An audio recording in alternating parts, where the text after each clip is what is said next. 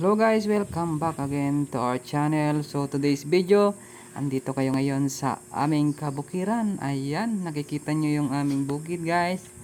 Ang ganda oh. Ito yung aming lupa dito sa Mindoro. Kung makikita nyo yung mga rambutan, ayan oh, dami ng hinog. Itik sa bunga. Oh. Sus, grabe. Sarap nito. Ayan oh. Walang umaakyat kasi maraming langgam, so kailangan sungkitin dahil mataas yung mga puno namin ng rambutan. Ang daming bunga oh.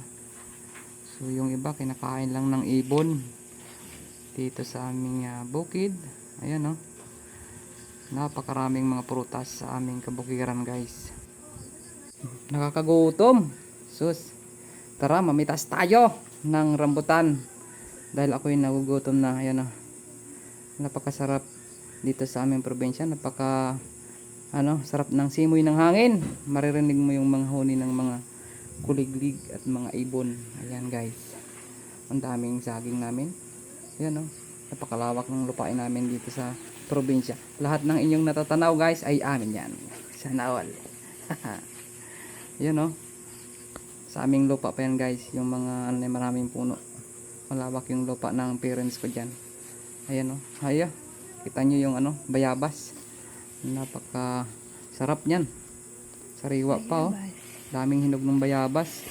Ayan o. Kung nakikita nyo yung bunga ng bayabas, hinog na. So ayan. Pitasin na natin yan at ating kainin.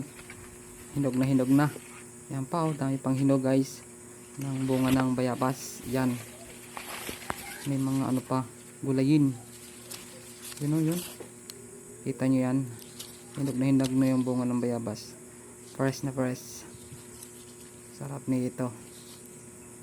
Yan. Mitas na tayo ng mga bayabas at rambutan. So ayan guys. Thank you for watching and bye for now.